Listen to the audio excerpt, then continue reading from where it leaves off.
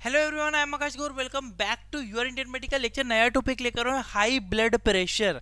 Medicine क्या दोगे, क्या दवाइयाँ दोगे, क्या क्राइटेरिया होता है, हाई होने पे क्या होगा, क्या कारण है बढ़ने का, सारी चीज़ें पॉइंट टू पॉइंट डिटेल में डिस्कस करेंगे। क्या मेडिसिन आप प्रिस्क्राइब कर सकते हो, किस डोज में आप पेशेंट को दे सकते हो, कैसे आप उस चीज़ को मेंटेन करोगे। याद रखिएगा, इंपॉर्टेंट है हाई ब्लड प्रेशर यानी कि अधिक रक्तदाब, हाई बीपी या फिर हाइपरटेंशन। देखिएगा, in medicine term it is also known as hypertension. Medical की भाषा में इसे हाइपरटेंशन भी कहा जाता है। हाइपर मतलब अधिक, तीव्र, टेंशन मतलब तनाव, यानी कि ज्यादा टेंशन, ज्यादा तनाव में रहने से हाइपर टेंशन यानी कि ब्लड प्रेशर की शिकायतें होती। ज्यादा गुस्सा आ जाना, एकदम हाइपर हो जाना, टेंशन में आ जाना, तनाव में आ जाना, डिप्रेशन में आ जाना, और बहुत सारी चीजें होती है। इसके अलावा बात करूं लॉन्ग टर्म डिसीज, ये क्या होती है? It is long term disease medical condition in which patient have to use medicine every day. बोलना है लंबे समय तक चलने वाली बीमारी होती है जिसमें मरीज को नियमित रूप से लंबे समय तक दवाई लेनी पड़ती है। अब आप बोलोगे सर आज मेरा ब्लड प्रेशर बढ़ गया तो क्या मुझे जिंदगी भर दवाई लेनी है? नहीं। मैं ये लाइन क्यों लिख रहा हूँ? This is medical, long term medical condition, मतलब एक बार यदि किसी को ब्लड प्रेशर की बीमारी हो गई, ब्लड प्रेशर की बीमारी होना और ब्लड प्रेशर बढ़ना दोनों अलग चीजें। देखिए गाइस, आज मैं एकदम टेंशन में आ गया, कोई प्रॉब्लम हो गई, मेरा कोई दिक्कत हो गई तो एकदम ब्लड प्रेशर बढ़ गया मेरा, तो मुझे कंटिन्यूसली ब्लड प्रेशर नहीं बढ़ता, मुझे बीपी की बीमारी नहीं है। मरीज को समझना पड़ेगा कि एक्चुअल में ब्लड प्रेशर की प्रॉब्लम है, उसका हर कभी ब्लड प्रेशर बढ़ रहा है, महीने में, हफ्ते में, हर 5-6 दिन में ब्लड प्रेशर उसका बढ़ता है। और कुछ लोग होते हैं जिसका सालों में कभी कुछ कारण से ब्लड प्रेशर बढ़ जाता है, वो बीमारी नहीं है, ब्लड प्रेशर कुछ कारण, कुछ फैक्टर की वजह से बढ़ा है, और कंटिन्यूसली उसका ब्लड प्रेशर गड़बड़ रहना उसे ब्लड प्रेशर की बीमारी कहते हैं। और वो लॉन्ग टर्म डिसीज है, लंबे समय तक चलने वाली डिसीज है जिसमें पेशेंट को नियमित रूप से दवाई को लेना पड़ता है। याद रखिएगा, इंपॉर्टेंट है। देखिएगा, इस ब्लड प्रेशर के क्राइटेरिया दिया हुआ है। ब्लड प्रेशर की कैटेगरी यहाँ पे नॉर्मल, एलिवेटेड यानी कि हल्का बढ़ा हुआ, हाई ब्लड प्रेशर ज्यादा ब्लड प्रेशर और उससे ज्यादा हाई, और लास्ट में हायर देन 80। याद रखिएगा, सिस्टोलिक और डायस्टोलिक दो प्रकार का ब्लड प्रेशर होता है। सिस्टोलिक और डायस्टोलिक का मतलब क्या होता है? सिस्टोलिक का मतलब होता है अपर, इसको हमेशा HG में नापा जाता है, मर्क्यूरी इसकी वो होती है यूनिट, ठीक है। तो सिस्टोलिक मतलब ऊपर वाला और डायस्टोलिक मतलब कि नीचे वाला, यानी कि सिस्टोलिक मतलब हाईएस्ट कितना जा रहा है, डायस्टोलिक मतलब लोअर कितना जा रहा है, ठीक है। तो बोल रहे हैं कि नॉर्मल कंडीशन में systolic blood pressure less than 120 होना चाहिए, हाई वाला ब्लड प्रेशर ऊपर वाला कितना होना चाहिए, 120, और इसको 125 या 130 तक भी कभी कभी लोग नॉर्मल मानते हैं, ठीक है। एंड देन लेस देन 80 यानी कि 80 से कम जो होता है उसको भी आप क्या बोलते हो? नॉर्मली 80 तक के ब्लड प्रेशर को नॉर्मली आप मानते हो लोअर डायस्टोलिक। गाइस देखना, नॉर्मल कंडीशन में कभी क्या हुआ, आप जीने चढ़ के ऊपर आए तो हल्का ब्लड प्रेशर 25, 26, 27 हो सकता है डायस्टोलिक। इसका मतलब ये नहीं कि वो एबनॉर्मल है, वो विद इन 2, 3, 4, 5 मिनट में ऑटोमेटिकली नॉर्मल हो जाता है, इतना ध्यान रखना आप लोग, ठीक है। अब हल्का एलिवेटेड मतलब थोड़ा बहुत ब्लड प्रेशर बढ़ा हुआ, उसको क्या मानते हो? 120 से 129 तक, अगर 129 तक जा रहा है और लेस देन कम से कम 80 है तो इसका हल्का एलिवेटेड आप थोड़ा बहुत बढ़ा हुआ मान सकते हो, जो कि नॉर्मल कुछ रीजन से हो सकता है। अब बात करते हैं एक्चुअल ब्लड प्रेशर की। हाई ब्लड प्रेशर बोलते हैं जिसे हाइपरटेंशन में स्टेज फर्स्ट मानी जाती है 130। डायस्टोलिक 130 से 140 तक आ सकता है, और नीचे वाला 80 से 89 तक, 89 तक, यानी कि 89 से लेकर, यानी कि आपका आया है 89 130 या 89 139, यानी कि ये बढ़ा हुआ है, इसको हाई ब्लड प्रेशर कहते हैं। इस कंडीशन में पेशेंट को मेडिसिन लेना जरूरी होती है, ठीक है। अब बात करते हैं स्टेज 2 की। High blood pressure hypertension stage 2, यानी कि 140 तो हो जाएगा सिस्टोलिक, यानी कि अपर वाला 140 चला गया, लोअर वाला भी आपको बढ़ गया 90 और 100, उस मतलब उसके ज़्यादा बढ़ता जाएगा वो, ठीक है।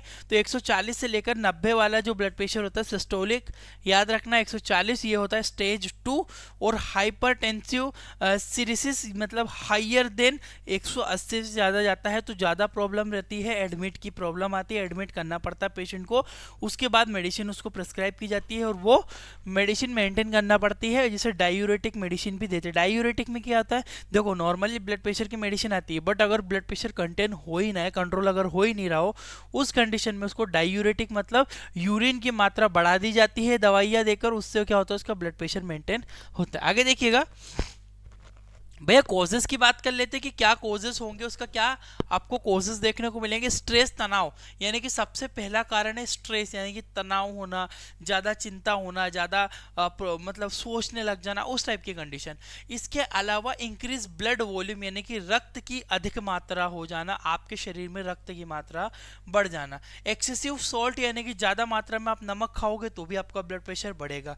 प्रेगनेंसी, याद रखिएगा प्रेगनेंसी में, गर्भावस्था में महिला को ब्लड प्रेशर की शिकायत हो सकती है, ब्लड प्रेशर बढ़ सकता है महिला का, ठीक है। और मेडिसिन साइड इफेक्ट, मेडिसिन कुछ दवाइयाँ होती है जो कभी साइड इफेक्ट कर जाती है, उसकी वजह से भी बीपी आपका बढ़ सकता है। हेल्थ प्रॉब्लम, कुछ और other health problem, genetic reason हो सकता है, जेनेटिक की वजह से भी ब्लड प्रेशर की प्रॉब्लम होती है, तो जेनेटिक भी एक रीजन हो सकता है।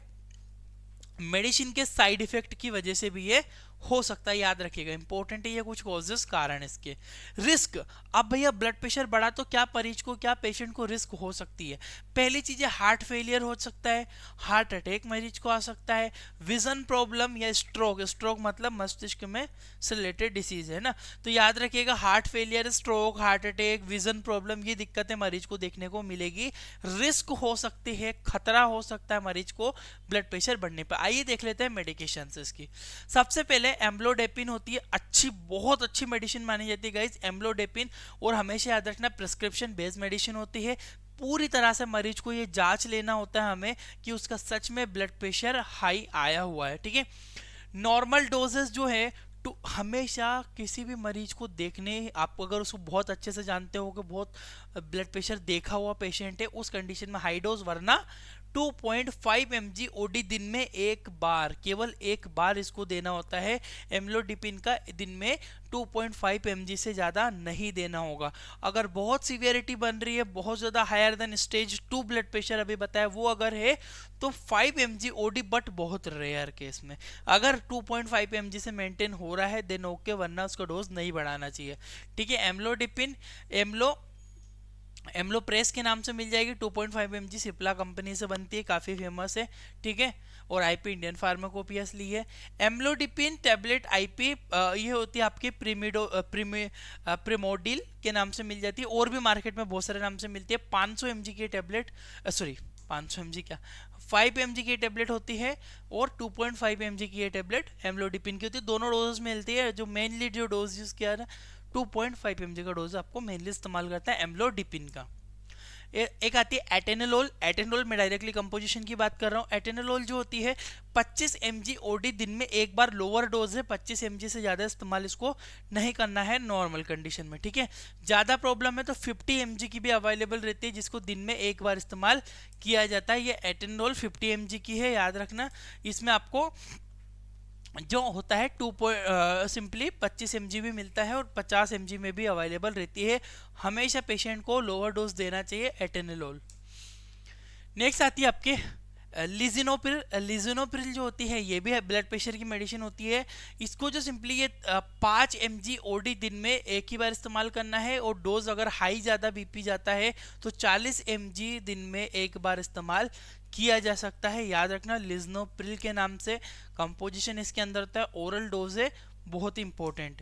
आपको 3 चीज समझ में आई होगी। 3 मेडिसिन जो है सबसे ज्यादा प्रेस्क्राइब की जाती है ब्लड प्रेशर में, और फिर अगर इन दोनों के, जैसे कि एम्लोडिपिन मैंने आपको बताया, एटेनोल बताया, लिसिनोप्रिल बताया, अगर इनमें से मेडिसिन से अगर कंट्रोल ब्लड प्रेशर ना हो और सेकंड लेवल को भी वो क्रॉस करने वाला हो, उस कंडीशन में उसको डायूरेटिक दवाइयाँ दी जाती है। डायूरेटिक दवाई अगर डिटेल से आपको समझना हो तो सिंपली क्या करना है, आपको हमारा एप्लीकेशन डाउनलोड करना है। हम 3 बुक आपको हमारी प्रोवाइड करते हैं इस तरह की मेडिसिन डिटेल वाली, हिंदी प्लस इंग्लिश में। इसको डाउनलोड करो, इंडियन मेडिकल लेक्चर के नाम से प्ले स्टोर पे मिल जाएगा। आईफोन यूजर के लिए भी लिंक डिस्क्रिप्शन में और कमेंट बॉक्स में भी दी हुई है, आप एंड्रॉइड वाले भी वहां से डाउनलोड कर सकते हो। ये कोर्स मिलेगा, मेडिकल किताब खरीदे फ्री में पाए ऑनलाइन कोर्स, 950 का कोर्स है, 974 रुपए 974 और आपको टोटल पेमेंट इसका करना पड़ेगा जीएसटी इंक्लूड होके।